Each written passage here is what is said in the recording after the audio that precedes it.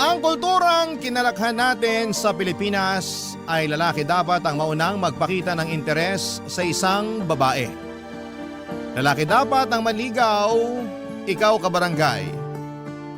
Pabor ka ba sa nakasanayan natin?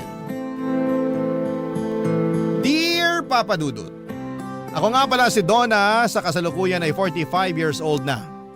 Gusto ko lang ibahagi sa inyo ang kwento ng kabataan ko. Kwento noong nagsimula akong magdalaga. 18 anyos ako nang matipuhan ko si July, kaedad ko lamang din siya. Nakatira siya sa kabilang purok sa aming barangay. Bagong salta lamang siya noon sa probinsya namin, Papa Dudut. Nabalitaan kong galing pa siya sa Maynila at nung nagkahiwalay ang mga magulang niya, sinama siya ng kanyang 50 anyos na tatay sa probinsya namin. Doon na sila tumirang dalawa. Naging usap-usapan sa barangay namin ang paglipat ni na July at ang kanyang ama na si Mang Edu. Sa barangay pa naman namin kapag may bagong salta ay paniguradong pag-uusapan yan. Nakibalita rin ako tungkol kina July, lalo na nung nalaman kong kaedad ko lamang siya. Nakibalita ako sa manikurista ng nanay ko. Na-curious din kasi si nanay lalo't kaedad niya ang tatay ni July. Inisip nga ni nanay na baka pwede sila ng tatay ni July dahil pareho silang hiwalay sa asawa. Alam kong nagkakantsawan lang sila noon ng manikurista niya pero seryoso akong nakikinig. Hindi dahil gusto kong maging stepfather ang tatay ni July, kundi dahil gusto kong makilala si July, Papa Dudut. Nasabi nga rin ng manikurista ni nanay na gwapo raw at tisoy si July. Ang mga talampakan daw nito ay kasimpulan ng makopa, lalo tuwing tanghaling tapat. Yun pa naman ang tipo ko sa isang lalaki. Mapula ang talampakan at tisoy. Bihira kasi akong makakilala ng mga ganong klaseng lalaki sa probinsya namin. Kaya naman hindi ko na pinalagpas ang pagkakataon para makilala si July. Pinuntahan ko siya sa bahay nila, Papa Dudut.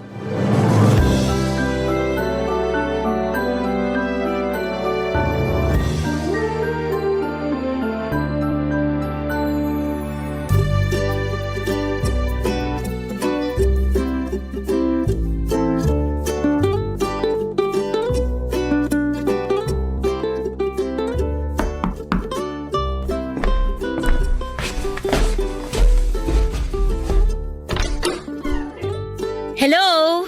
Ikaw si July, di ba? Oo. Sino ka? May kailangan ka? Ako si Donna. Tagaroon lang ako sa kabilang purok.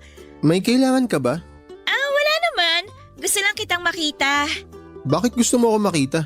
Ganito lang talaga ako kapag may bagong salta rito sa barangay natin. Ako kasi lagi yung taga-kumusta. Ayos ka naman ba rito sa barangay natin? Ayos naman. Pero medyo naninibago lang kami kasi ang daming taong pumupunta dito sa bahay namin para kumustahin kami ni tatay. Mga hindi naman namin kakilala. Masanay ka na. Ganito talaga sa atin. Para na tayong isang pamilya. Hindi lang kasi ako sanay na pinapaligiran tsaka kinakausap ng mga tao. Sanayin mo ng sarili mo. Lalo na ngayon na kalilipat mo lang dito. Ikaw ang bida ngayon. Kumusta palang talampakan mo? Talampakan ko? Kasi sabi nila pwede raw mamahay ang talampakan. Baka namimiss niya yung lupa ng Maynila. Tapos manibago sa lupa ng probinsya. Alam mo yun? May nakapagsabi na ba sa'yo nun? Mga anong oras namumulang talampakan mo? Seryoso ako! Pasensya ka na pero hindi ko napapansin kung anong oras namumula tong mga talampakan ko. May pictures ka ba ng talampakan mo? Teka lang, bakit ba interesado ka sa talampakan ko? Uy, hindi grabe ka naman. Wala ka na kasing ibang kinumusta kundi talampakan ko Masama bang mag-alala sa talampakan mo? Bakit yan namumula? Hindi mo ba naisip na baka pwedeng senyalis yan ng cancer o kaya kung ano pang sakit? Uy, sobra ka naman. Anong lotion mo? Donna, may pinapagawa pa kasi sa akin si tatay sa loob ng bahay kaya… Pwede ba kitang tulungan? Hindi na, kaya ko na yun mag-isa. Iniiwasan mo yata ako Hindi sa ganun, hindi lang kasi ako sanay na makipag-usap sa tao na puro talampakan ko yung gusto na pag-usapan namin. Ano bang gusto mong pag-usapan? Wala sana. Ako merong gustong pag-usapan. Kung tungkol na naman yan sa talampakan ko, May girlfriend ka na ba? wala. Wala rin akong boyfriend. Congrats? Congrats din sa'yo! Congrats sa atin! Yay!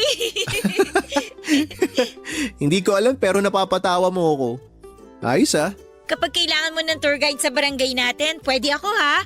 Pwede kong ibigay sa'yo yung cellphone number ng nanay ko para i-text mo ako. Wala ka bang sariling cellphone? Bibili ako kapag gusto mo na akong ka-text. Sige. Sa akin ka lang magpapa-tour guide ha. Huwag sa ibang dalaga rito.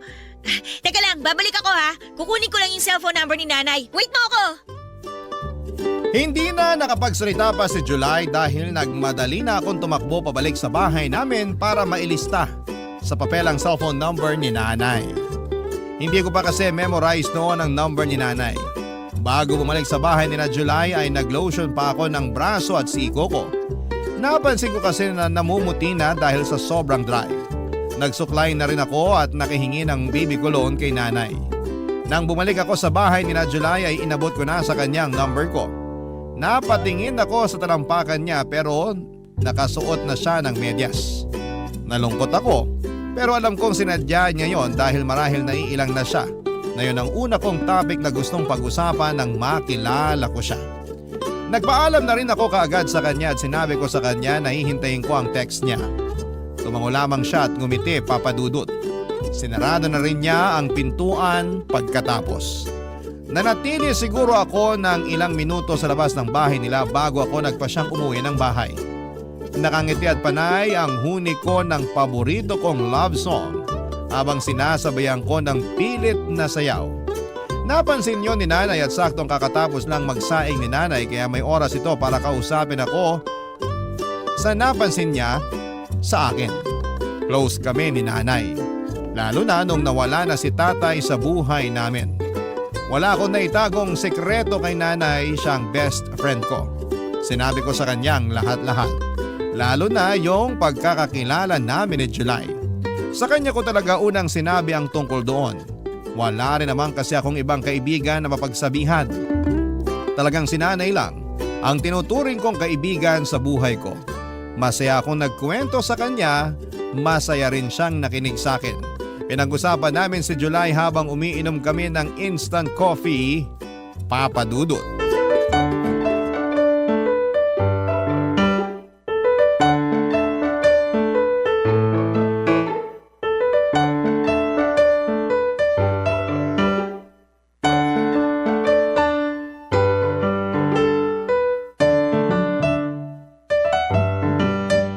Nay, ang gwapo ni July! Talaga bang mapulang talampakan niya? Sa susunod ko na makikita. Nakamedyas na kasi siya nung bumalik ako para ibigay yung cellphone number mo eh. Balitaan mo ko kung totoong chismis sa talampakan niya, ha? At kailangan sabihin nyo rin sa akin kung magte-text siya sa inyo ha. Oo naman! Ako pa ang magiging tulay niyo. Crush ko na siya, Nay. Mukha siyang artista. Ganun pala talaga kapag nabababad ka sa tubig ng Maynila, no? Kakaiba yung kislap at yung puti mo. Yun nga rin ang sabi-sabi ng mga tsahin mong nakatira sa Maynila. Malakas daw kasi ang chlorine dun. Pwede ba tayo magpalagay ng chlorine sa poso natin, Nay? Baka mahal yun. Ipambili na lang natin ng karne. Siguro mayaman si na July, no? Mukha naman. Laki ba naman ang bahay na tinutuluyan nila? Kapit-bahay nga niya yung mga OFW sa Japan at Dubai eh. Magustuhan ka kaya niya? Parang langit at lupa kayo? Mabilib ka naman sa akin, Nay. Hindi man tayo mayaman, pero maganda naman ako. Tiwala naman ako sa ganda mo. Ikaw nga lagi ang muse sa purok natin tuwing may ligay. Buti pinaalala niyo yan. Ipapakita ko kay July yung mga picture ko na nag-muse ako last year. Ang ganda ko dun, di ba? Isuot mo na rin yung shorts na ginamit mo nung nag-muse ka para lalo siyang mabilib sa'yo. Hindi na kasya sa akin yun eh. Tumaba na ako. Isusuot ko na lang yung bestidang pinagsisimbang gabi ko. Yung kulay dilaw. Nagmumukha kang may hepa sa bestida na yun. Mag-shorts ka na lang. Makinis naman ang hita mo. Nay, pag niligawan ko ba siya, may tsansa kaya ako? Oo naman. Wala sa lahi natin ang nababasted. Para kasing naiilang siyang kausap ako eh. Nandibago lang siguro. Sanayin mo lang sa presensya mo. Ano kayang pwede kong ibigay sa kanya kapag manliligaw na ako? Magluluto ako ng champurado bukas. Hatiran mo siya. Lalagyan ko ng maraming ebap. Sige nga, Nay. Sasabihin ko na ako ang nagluto. Mahilig naman ang mga lalaki sa babaeng magaling magluto, di ba? Diyan ko nadali ang tatay mo. nagpapa-in love si tatay? Lagi ko siyang binibigyan ng gumamela. Yung tanim ng lola mo noon, bago maubos ang bulaklak ng gumamela ng lola mo, napasagot ko na ang tatay mo. Wala naman tayong gumamela rito sa bakuran eh. Ano kayang pwede kong ibigay sa kanya? Wala pa namang namumungang bulaklak ngayong buwan dito sa atin. Bibigyan na lang kita ng pera para bumili ka na lang ng bulaklak sa palengke, kahit yung mura lang. Hindi ako marunong bumili ng bulaklak, Nay. Basta pakiramdam mo lang kung ano yung bulaklak na magpapakilig kay July. Pwedeng rosas, sampagita o orchid. Mapapasagot ko rin kaya si July tulad nung nangyari sa inyo ni tatay? Oo naman! Malaki ang tiwala ko sa mga bulaklak. Kaya bukas, agahan mong pumunta sa palengke para makapili ka pa ng bulaklak. Dadagdagan ko para makabili ka rin ng candy na iaabot mo sa kanya. Marami roon sa palengke yung kinikilo ng mga candy. Tsaka pwede kong balutin ng ribbon yung bulaklak, no? Para presentable. Ayan! Tama yan! Planuhin mo ng maayos ang panliligaw mo kay July. Ipagtitiri kita ng kandila pag nagsimba ko sa linggo. Teka sandali. Sino kaya ito nag-text? Donna! Nag-text na si July! Nay! Papakasalan na niya ako! Napalundag pa kami ni nanay dahil sa sobrang kilig, Papa Dudut. Hindi kami kaagad nakapag-reply dahil hindi namin alam ang isasagot sa text niya. Nagtanong lang naman si July kung hanggang anong oras dumadaan ang jeep sa amin. Makalipas ang isang oras nakapag-reply na ako. Tinuro ko kung saan magandang sumakay ng jeep at kung hanggang anong oras lamang yon nagbabiyahe sa amin. Binigay ko na rin ang number ng tito ko na isang tricycle driver kung sakaling gusto niyang magpahatid. Tinulungan ko siya sa lahat ng kailangan niya para makita niya ang karapat dapat akong dalaga para sa kanya. Matipid lang naman ang mga sinagot niya sa akin. Kahit maalan nobela ang haba ng mga sagot ko sa kanya. Ayos lang yon sa akin, ang importante, Papa Dudut, ay tinext pa rin niya ako. Hindi ko na nga gustong bitawan noon ang cellphone ni nanay kung hindi lang tumawag ang kumare niya. Kinabukasan maaga ako nagtungo sa palengke para bumili ng bulaklak. Marami na akong inikutan pero wala akong natipuhang bulaklak na babagay para kay July. Inuna ko nang bumili ng tingi-tinging candy. Magkakahalo ang tsokolating bilog at ibang matatamis na candy na kahulma ng mga bulaklak na binalutan pa ng asukal. Nang sa wakas ay makakita na ako ng puting rosas na ibinigay ko kay July.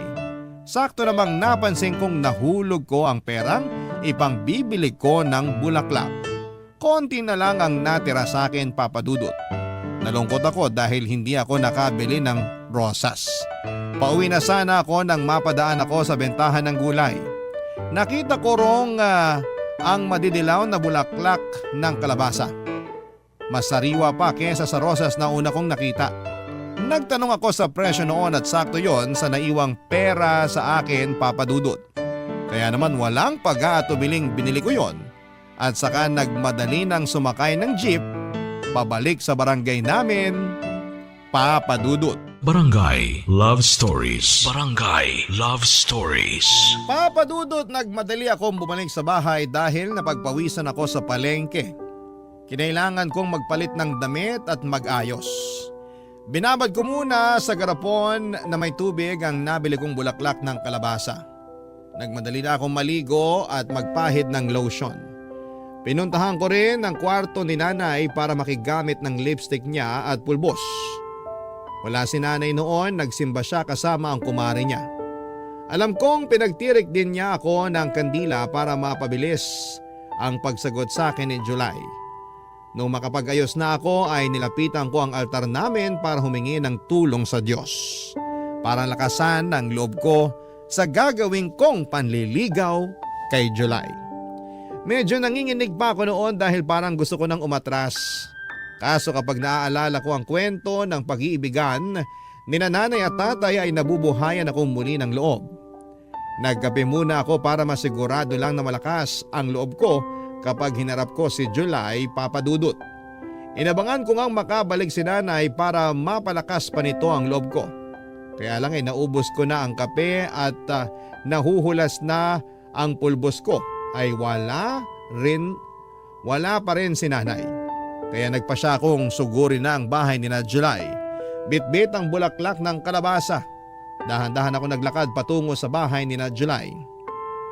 Ayokong tumakbo dahil baka mahulas ang pulbos ko sa mukha. Saka para hindi agad kumupas ang baby cologne na ibinudbud ko sa damit at kilikili ko. Nang makarating na ako sa harapan ng bahay nila ay nag-alangan akong kumatok. Ang dami kong in-overthink. Paano kung allergic pala siya sa bulaklak ng kalabasa? Paano kung ayaw niya sa amoy ng baby cologne? Paano kung ayaw niya sa babaeng nagpupulbos ng mukha? Nasa ganitong pag-iisip ako, Papa Dudut, nang bigla na lamang bumukas ang pintuan at niluwa noon si July. Papa Dudut.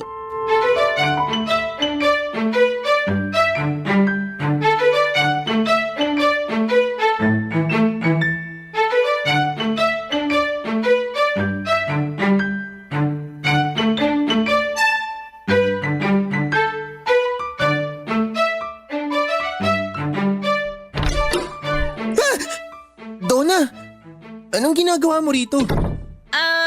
Dinadalaw ka? Parang di ka sigurado ah. Dinadalaw ka! Wala naman akong sakit para dalawin. Gusto ko lang sanang bigyan ka ng bulaklak ng kalabasa Wow! Para saan? para manligaw? Parang di ka ulit sigurado. Para manligaw! Teka, joke ba to? Oy, hindi ah! May kasama pa nga candy tong bulaklak ng kalabasa eh. Kaso naiwan ko sa bahay. Pwede kong balikan para makita mong seryoso talaga ako sa'yo. Sandali. Gusto mo talaga akong ligawan? Oo! Wala namang magagalit, di ba? Hindi ka ba pagagalitan ng nanay mo? Kababae mong tao pero ikaw yung manliligaw? Tsaka, bakit bulaklak ng kalabasa? Eh di ba nga ang manliligaw nagbibigay ng bulaklak sa gusto niya? Pero bulaklak ng kalabasa? Sa totoo lang, puting rosa sana yung ibibigay ko sa'yo eh. Kaya lang, nawala yung pera kong pambili eh. Kaya sumakto lang yung natira sa akin para sa bulaklak ng kalabasa. Cute naman yan! Tanggapin mo na lang! Cute nga. Bago sa akin to. Bulaklak ng kalabasa ang binibigay sa panliligaw. Masarap din yan kapag ginisa mo sa talbos ng sayote. Sahugan mo rin ang karni ng baboy. Ganun, iluluto. Akala ko kasi ilalagay ko to sa altar tulad ng ibang bulaklak. Aba, pwede rin naman yun. Bulaklak pa rin naman yan eh. Mas matagal pang mabulok yan kaysa sa rosas. Ah, talaga ba? Oo naman. Pasensya ka na ha, kung yan yung inabot ko sa'yo. Sa susunod na lang ako babawi ng rosas o kaya orchid. Basta maka-extra lang ako sa talyer ng kagawad natin dito. Hindi mo naman ako kailangan bilhan ng rosas o orchid. Ayos na tong bulaklak ng kalabasa. Mapapakinabangan pa ng sikmura. Eh di pumapayag ka ng maligawan? Bakit ako? Eh kasi ikaw yung type ko eh. Pero babae ka. Babae ako. Hindi ba weird yun? Wala namang masama sa weird. Maganda nga yung para kakaiba sa mga nakasanayan. Sa totoo lang, hindi ako sigurado sa gusto mong mangyari. Payagan mo lang akong manligaw sa'yo para makita mong ayos din naman kung babae yung magpapakita ng interes sa lalaki. Pero mali pa rin yata eh. Dapat kasi lalaki ang unang magpapakita ng interes, di ba? Ayaw mo bang ako ang nagpapakita ng interes? Kasi sa tingin ko, dapat maging patas sa panliligaw ang mga lalaki tsaka babae eh. Naisip ko rin, karapat dapat din naman para sa mga lalaki na maligawan. Yun bang mapakitaan na espesyal din sila? Ayaw mo ba nung ganun? Maganda naman yung idea mo na yan, kaya lang hindi talaga ako sanay. Eh di, ibig sabihin ba, busted na ako?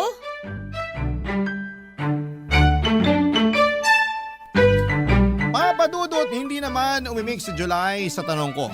Pinagmasdan ko lamang ang mukha niya. Hindi ko mabasa kung ano ang laman ng isipan niya. Inulit ko ang tanong ko sa kanya pero ang tanging sinagot lamang niya ay kailangan niyang pumunta ng plaza dahil gusto niyang bumili ng scramble at kikiam. Inaya niya akong sumama sa kanya at natuwa ako. Bit-bit pa rin niya ang bulaklak ng kalabasa at sabay na nga kaming naglakad patungo sa plaza. Malapit lang naman yon sa bahay nila. Kaya mabilis din kaming nakarating. Nilibre niya ako ng scramble at kikiam. Naupo kami sa sulok habang kinakain ang mga yon. Hindi niya ako kinakausap. Nakafocus siya sa kinakain niya.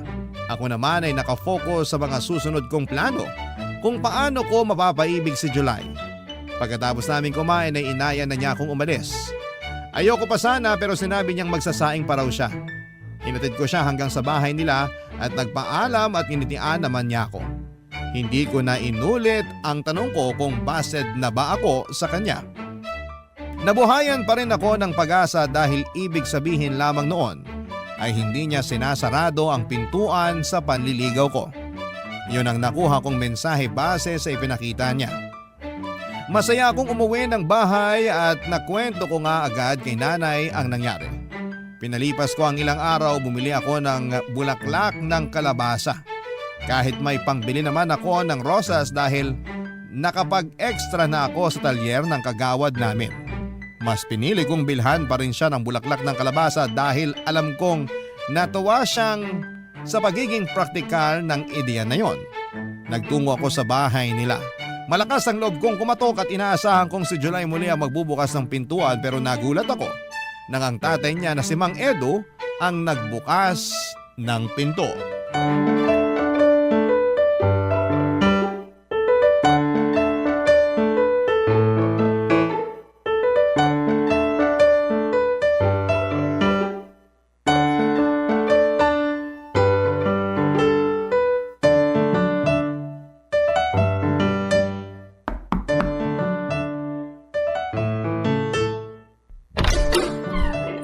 Sino ka?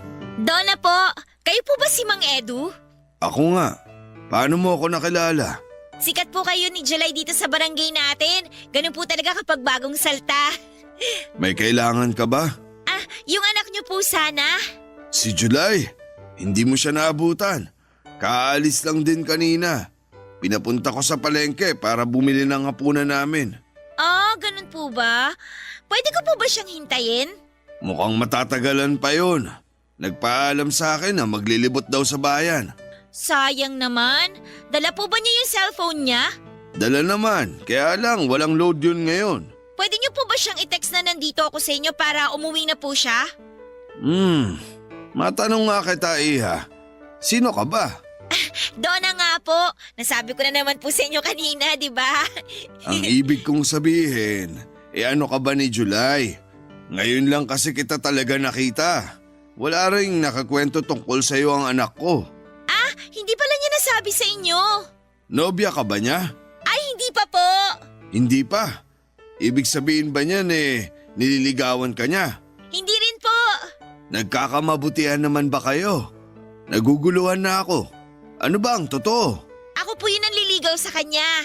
Ano? Ako po yung nanliligaw sa kanya. Narinig ko naman. Pero seryoso ka ba sa sinasabi mo? Oo naman po. Heto nga po at may dala akong bulaklak ng kalabasa para sa kanya. Kasi nga po nanliligaw po ako. Ikaw ba yung nagbigay ng bulaklak ng kalabasa nung nakaraan? Ako nga po. Ginisa niyo po ba sa talbos ng sayote? Kasi sinabi ko po yun kay July O inilagay niyo po sa altar. Bakit naman namin ilalagay sa altar? Bulaklak pa rin naman po kasi yun. Baka lang po nailagay niyo. Huwag mo sanang mamasamain tong sasabihin ko sa'yo, Donna. Ano po yun? Ayokong makitang nanliligaw ka sa anak ko. Liligawan ko na lang po siya kapag wala kayo. Joke! Seryoso ako. Hindi ka ba naturuan ng tatay mo na dapat lalaki ang manligaw at hindi babae? Nanay ko po nagturo sa akin na walang masama kung babae po yung manligaw sa lalaki. Patas naman daw po kasi ang mga babae at lalaki lalo na po pagdating sa pag-ibig. Mali naman ang nanay mo. Ha? Bakit naman po mali? Siya rin naman po ang nanligaw sa tatay ko. Sila rin po yung nagkatuluyan. Ako nga po yung bunga Pero hindi magandang tingnan. Ano na lang ang iisipin ng mga ninuno natin kapag binaligtad mo ang role ng babae at lalaki? Wala na po silang pakialam doon. Matagal na po silang nasa langit at nagsasaya. Ang importante, yung pong ngayon. Yung matuto tsaka masanay tayo sa pagbabago. Hindi maganda ang pananalitang ganyan, Iha. Pasensya na po pero sinasabi ko lang naman po yung totoo. Sinasabi ko rin ang totoo. Ayokong maaligid ka sa anak ko para manligaw. Kung gusto ka niya, hintayin mong siya ang lumapit sa'yo. Napalunok ako sa huling sinabi ng tatay ni July sa akin, Papa Dudut. Nasaktan ako roon nang ipilit niyang huwag na akong manligaw. Sinubukan kong depensahan ang sarili ko pero nagpaalam na si Mang Edu. Kailangan na raw niyang magsiesta. Alam ko namang paraan lamang niya yon para makaiwas. Sinubukan kong iabot sa kanya ang bulaklak ng kalabasa para ibigay na lamang kay July, Papa Dudut. Pero tinanggihan niya yon. Mas lalo akong nasaktan. Pinagsarhan niya ako ng pintuan at hindi ako kaagad nakagalaw sa pwesto ko. Nabitawan ko na lang ang hawak kong bulaklak ng kalabasa. Hindi ako kaagad umalis sa harapan ng bahay nila at naiyak na ako noon pero kinailangan kong lakasan ang loob ko para ipakita sa mga ninuno ko na hindi ako talunang babae. Dinampot ko ang bulaklak ng kalabasa at nagmadaling umalis sa bahay nila July, Papa Dudut. Hindi muna ako umuwi ng bahay at nagtungo muna ako sa plaza kung saan kami kumakain ni July ng scramble at kikiam. Nagtungo ako roon para magdasal. Mas malawak kasing tingnan ang kalangitan sa plazang yon. Kaya naisip kong makikita ako kaagad ng Diyos kapag nanalangin ako roon. Mataimtim akong nagdasal, Papa Dudut, at humiling na sana ay magbago ang isipan ng Mang Edu tungkol sa panliligaw ko sa anak niya. Hindi ko na malaya na naglalakbay na ang isipan ko sa negatibo. Tuloy-tuloy na binubulungan ako ng utak ko na tama si Mang Edu. Dapat ko nang itigil ang panliligaw ko kay July dahil hindi yon tama para sa isang babaeng katulad ko. Hindi nagpapigil ang mga negatibong ideya sa utak ko hanggang sa namalayan ko na lamang ang sarili ko na sumuko na sa mga yon. Napaiyak na lamang ako, Papa Dudut, at hinayaang malaglag sa lupa ang bulaklak ng kalabasa na hawak ko. Barangay Love Stories. Barangay Love Stories. Tulad ng nabanggit ko noong simula ay sinanay nga ang nanligaw kay tatay, Papa Dudut. Magkaklase sila noon at maraming nagkakagusto kay tatay pero si nanay lang ang naglakas ng loob na lumapit para manligaw. Inunahan na niya ang mga nagbabala kay tatay. Mabilis na nahulog ang loob ni tatay kay nanay, Papa Dudut. Lalo na't lagi siyang hinahatiran ni nanay ng bulaklak ng gumamela at tsampuradong sagana sa evaporada. Doon niya nga totoong nadali si tatay. Hindi naman nila pinagbigay alam sa lahat ng tao na si nanay ang nanligaw kay tatay. Pinalabas pa rin nilang dalawa na si tatay ang nanligaw para hindi kutyain si nanay na mga kakilala nila. Naging masaya sila sa pag-iibigan nila, Papa Dudut. Natapos ang relasyon ng pag-iibigan nila noong nasa unang taon pa lamang ako ng high school. Pero hindi naman ibig sabihin noon ay hindi na naging totoo ang pagmamahala nila. Siguro nakadikit lang talaga sa pakete nila ang expiration date ng pagsasama nila. Ang kwento ng mga magulang ko ang dahilan kung bakit malakas ang loob kong manligaw kay July.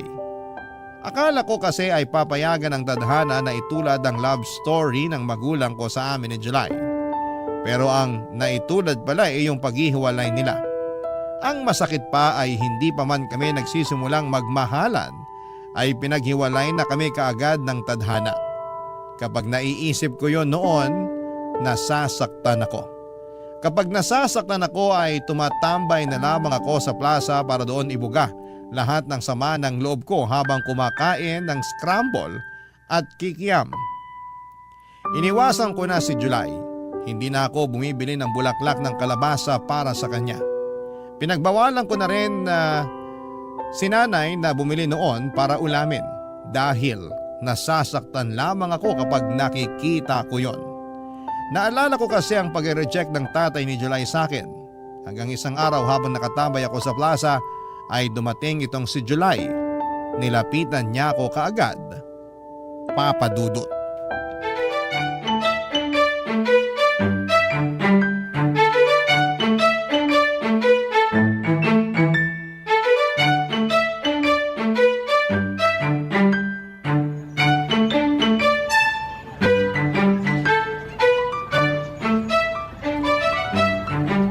Donna! Hindi kita kilala. Wow, suplada! Akala ko ba ikaw yung pinaka-friendly dito sa barangay natin? Ano bang kailangan mo? Wala naman. Nasaktuhan lang na nakita kita rito. Bumili ka rin ba ng scramble at kikiam? Oo. Huwag ka na rin mag-abalang bumili. Kasi sinimot ko na lahat ng bentang scramble. Ba't ba parang galit ka sa akin? Hindi ako galit sa'yo, no? Hindi ka na dumadalaw sa bahay. Bakit? Mismo? Siguro. Ay, alam mo, hindi ko pala nasabi sa'yo na tama ka. Ang sarap pala ng bulaklak ng kalabasa kapag ginisa. Lalo na pag nilagyan mo ng talbos ng sayote tapos sinahugan mo ng baboy. Ang sarap. Sabi sa'yo eh. Bakit mo ba ako sinusupladahan? Itanong mo sa mapulang talampakan mo. Ayan na naman tayo sa talampakan eh. Sa susunod, kapag makakasalubong kita, pwede magmedyas ka na lang lagi. Takpan mo yung talampakan mo ha. Please lang, dagdag ka sa polusyon. Lo, ano naman naiambag ng talampakan ko sa polusyon? Basta, umalis ka na nga. Sabihin mo muna kasi kung bakit ganyan ang trato mo sa akin. Hindi pwede. Hindi na ba ako talaga makakatanggap ng bulaklak ng kalabasa sa'yo? Ang galing mo pa naman mamili nun. Kahit kamote, hindi ka makakatanggap sa akin. Uy, paborito ko yung kamote. Lalo na kapag nilaga tapos sinawsaw mo sa brown sugar. Paborito namin ni tatay yun na merienda. Walang nagtatanong no. Ang suplada naman itong manliligaw ko. Di ba dapat ako yung nagsusuplado sa'yo? Umalis ka na nga. Ay, pinapaalis na ako. Sige ka. Anong sige ako? Kapag pinaalis mo pa ako, sa iba na ako magpapaligaw. Ano?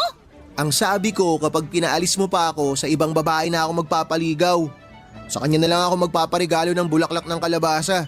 O kaya, baka sa susunod, di na bulaklak ng kalabasa ang ibigay niya sa akin. Totoong bulaklak na. Totoong bulaklak? Ano bang akala mo sa bulaklak ng kalabasa? Hindi totoo? Gawa sa papel? Gawa sa hangin? Kathang-isip? Ganon? Joke lang. Ikaw naman ang init talaga ng ulo mo ngayon. Nakarami ka naman ng scramble ah. Di ba dapat malamig ang ulo mo? Magpaligaw ka na lang sa iba. O mas maganda, ikaw na lang talaga ang manligaw. Nakakahiya naman sa'yo. Hindi ka pwedeng ligawan kasi lalaki ka. Hindi ako pwedeng manligaw kasi babae ako. Ano ba Sa kasi... susunod na buhay ko, sana lalaki na lang ako para hindi na ako pagbawalang manligaw. Sa susunod na buhay mo, sana maging ipis ka na lang para madali kang tapakan. Ay, ano bang nangyayari sa'yo? Hindi ka naman ganyan ah. Pag natauhan na, hindi na talaga magiging katulad ng dati.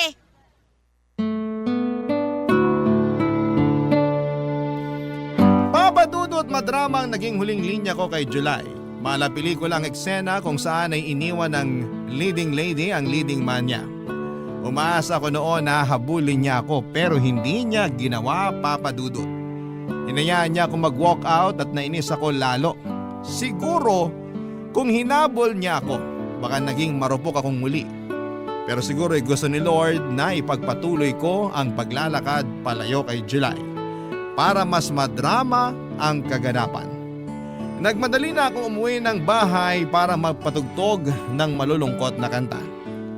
Paraan ko yon para namnamin ang sugat na dinala ni July sa puso ko. Kakapanood ko kasi yon ng mga teleserye sa GMA at feeling ko, ako lagi ang main character. Naabutan ko si nanay na nakaupo sa sala at nanonood ng TV. May hawak itong isang baso ng kape. Hindi ko siya nilapitan at nagmadali akong pumasok sa kwarto ko dahil patulo na noon ang luha ko. Pinihit ko ang radyo para makahanap ng pinakamalungkot na kanta. Natagalan ako sa paghahanap dahil puro novelty songs ang umeere ng mga oras na yon. Sinukuan ko na lamang ang radyo. Hinayaan ko magpatugtog ng novelty song ang radyo habang umiiyak ako. Doon na pumasok si nanay. May dala siyang 2 baso ng kape. Inabot niya sa akin ang isang baso at kinuha ko naman at huwigop ako mula sa baso. Napaso pa nga ang dila ko. Mas lalo tuloy akong napaiyak. Kinuha ni nanay ang baso at saka pinatong sa tukador sa gilid ng kama ko. Niyakap niya ako at doon ay mas lalo na namang naging malaya ang mga mata kong lumuha. Nung medyo gumaan na ang pakiramdam ko ay inaya niya akong tumungo sa sala para makapag-usap kami ng maayos. Sumunod naman ako at doon namin pinagpatuloy na inumin ang kapeng inabot niya sa akin, Papa Dudut.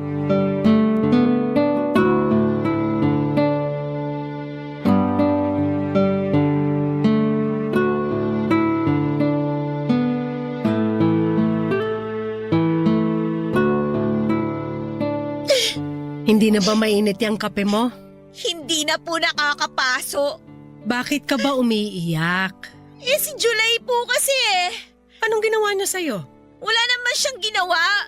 Yung tatay kasi niya, Anong ginawa ng tatay niya? pinagbawalan niya akong ligawan si July. Kasi hindi raw yun gawain ng isang babae. Ay nako. At nagpadala ka naman. Nakuwento mo ba ang love story namin ng tatay mo? Opo! Pero ayaw daw ng mga ninuno natin na manligaw ako sa lalaki. Hindi raw kasi yun ang nakaugalian. Porkit hindi nakaugalian, mali na agad? Alam ba niyang ayaw ng mga ninuno natin ang baluktot na pag-iisip? Sana na'y nandun ka para may kakampi ako nung pinagalitan ako ni Mang Edu. Pwede ko siyang puntahan ngayon para mapagsabihan. Anong akala niya sa anak niya? Ginto? Teka, at may kumakatok. Sige, ituloy mo muna yung pag-iyak dyan.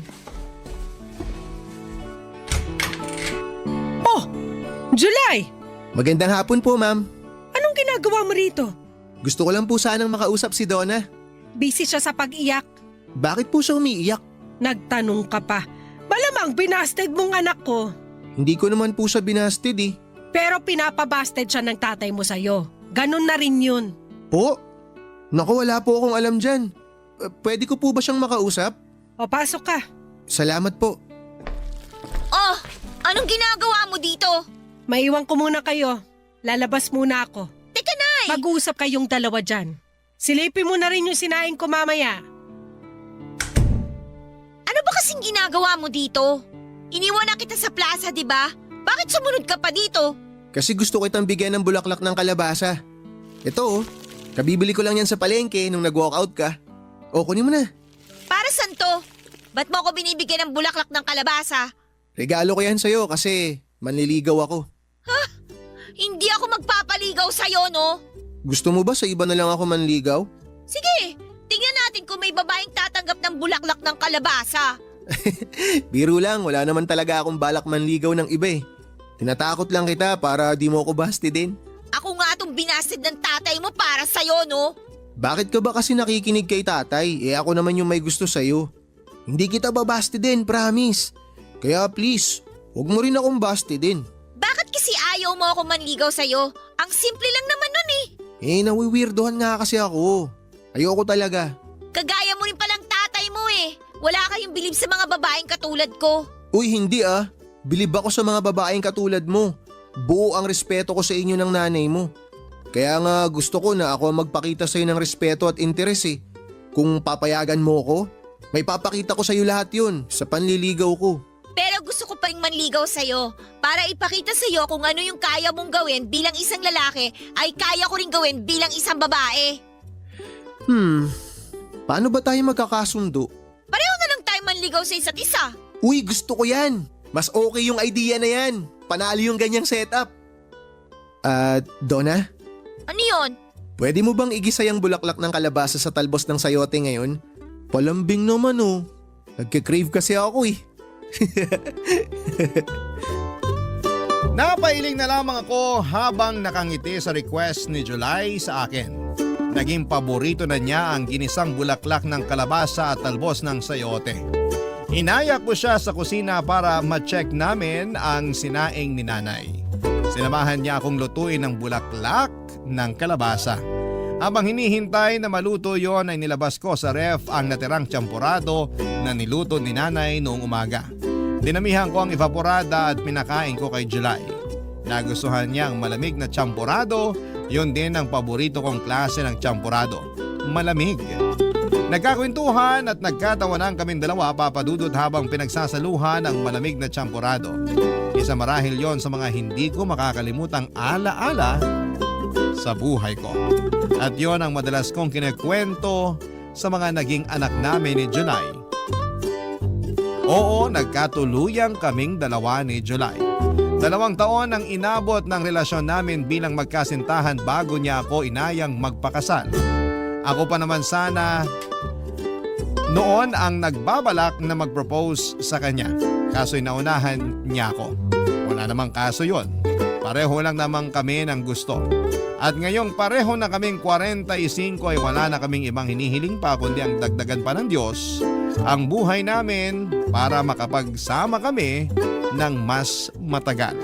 para marami pa kaming taong makwentuhan ng love story naming dalawa. Kaya nga naisip ko ring ibahagi sa inyo sa Barangay LS ang kwento naming mag-asawa para mabigyan ng pag-asa ang bawat isa sa forever. Andyan lang ang forever sa gilid ninyo. Nag-aabang lang kung kailan ka magkakaroon ng lakas ng loob para lapitan ito. Sa lagay ko, ako ang naunang naglakas ng loob na lumapit. Sumunod sa akin si July at heto kapwa na namin hawak ang forever namin. Maraming salamat po sa pagbabahagi ng aming kwentong mag-asawa. Hanggang sa muli, ako po ang inyong kabarangay forever, Donna. Barangay Love Stories. Barangay Love Stories. Anong say mo sa Barangay Love Stories na ito? Pagkwentuhan natin sa comment section yan. Nagustuhan ng iyong napakinggan? Ituloy yan via live stream sa www.gmanetwork.com/radio. Barangay LS 97.1 forever.